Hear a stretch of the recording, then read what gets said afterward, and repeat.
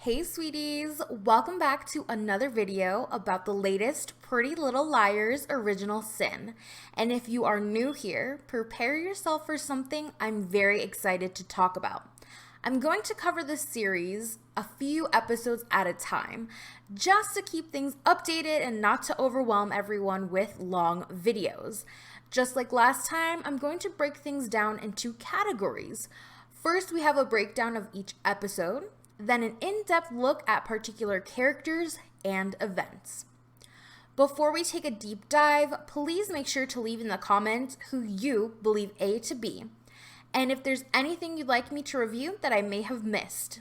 Grab a snack and some water. This is going to be a long one. As a warning, this video covers topics of murder, death, drugs, kidnapping, and sexual assault. Proceed at your own risk. To explain what you're seeing on the screen here, at the top, I just have a picture of the girls, so we are all clear. This is about Pretty Little Liars original sin. And the woman at the bottom I have is Marjorie, Noah's mother. The first episode we are going to recap is episode 4.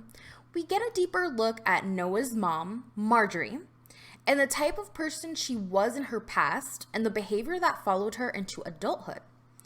Marjorie's instance with Angela Waters was very annoying in my opinion. Marjorie was smoking a cigarette on school grounds when Angela walked over to Marjorie to give her some company. A teacher appeared and questioned the girls who had been smoking, and Marjorie, who previously passed the cigarette to Angela, blamed Angela for smoking the whole time. Angela therefore got in trouble. This foreshadows her behavior when Noah takes the blame for Marjorie's drug possession and when she feels jumpy during the sheriff's search. Marjorie also receives a gift from A at her job. Inside a blood red gift bag was an old ratty bear wearing a little t-shirt that said Mother of the Year, while holding a pill bottle with the word addict inscribed on it. The bear matches the one Marjorie gave Angela as an apology for the cigarette incident. This is finally another example of direct contact from A to one of the mothers besides Davy, Imogen's mom. That's got me thinking, does that mean A isn't after our group of liars, but focused more on the mothers instead? Imogen is having a hard time selling her mother's old home, so she sabotages a sale Sydney, aka Tabby's mom, had acquired by telling the potential buyers how her mother passed away. Farron is so convinced, she actually convinced me that Kelly is the one who was pushed at the dance, and now Karen is pretending to be Kelly. This is confirmed by suspicious behavior and her own mother referring to the blonde twin as Karen. Tabitha is recording her own version of Psycho from the female perspective, but has sudden triggers to an unknown event that took place last summer. Noah is attacked and chased onto the roof by A, just to get Noah to snitch on her mom about stealing prescription medications from work. I really think the nod to Caleb Rivers on the prescription bottle is honestly just a cheeky little nod to the previous Pretty Little Liars, and nothing will be developed from this. I believe it's been years. I don't think he would be in Millwood for any reason. I don't see why this grown adult would be helping the liars, if that makes sense. He has no connections. I don't think they are building any connections. So just another little explanation. The photos that I have here include the girls at Halloween. The one that's sitting down is Tabby. I don't know why there wasn't a picture of just showing all of them. So in order from the girl sitting down, we have Tabby, Imogen, Noah, Mouse, and Farron. Bottom, my left, with the blue picture, that's Angela Waters, just in case we forgot what she looked like. And then next to Angela Waters, the very creepy pumpkin mask is actually A in the pumpkin mask, but the pumpkin mask itself is important, and that's the best picture that I could find of it. So that's what I have going on here. Episode 5 was the Halloween episode. I am a bit sad they didn't really make this episode as dramatic as the original. I understand we don't have the anticipation of waiting for Halloween, but it just felt rushed, in my opinion. The original series wasn't on streaming, so we had to wait weeks for a new episode, which almost made the holiday episodes like their own event. And I feel like with this being on streaming, the episode was a little lackluster. It was more so just a normal episode, story development. So I do miss that original Pretty Little Liars charm when it comes to the holiday episodes. Now to focus on the recap of this episode, it begins with an almost hazing ritual being performed on Angela.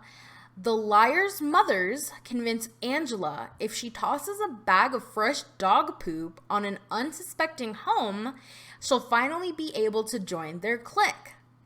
Well, Angela does this, and the girls drive away, leaving behind a scary pumpkin-masked Angela behind, forced to face the pranked homeowners by herself.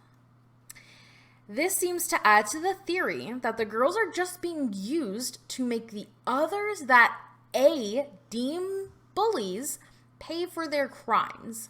I wouldn't claim the girls are Team A, but it looks like A has outsourced the dirty work in this series. The Halloween party is created to help Imogen cover the costs of the first mortgage payment on her mother's home. I find it so sweet she doesn't want to leave her home behind. But no one in this neighborhood noticed the party. Like, the party goes on for a while, and they were pretty loud. Does Imogen not have any neighbors? I'm going to have a separate segment to explain Mouse's, aka Gamer Girl's, situation. But to summarize, she decides to spend half of her Halloween with an older man that has a missing daughter. Mouse role plays as the man's daughter and takes her trick-or-treating. Very sus.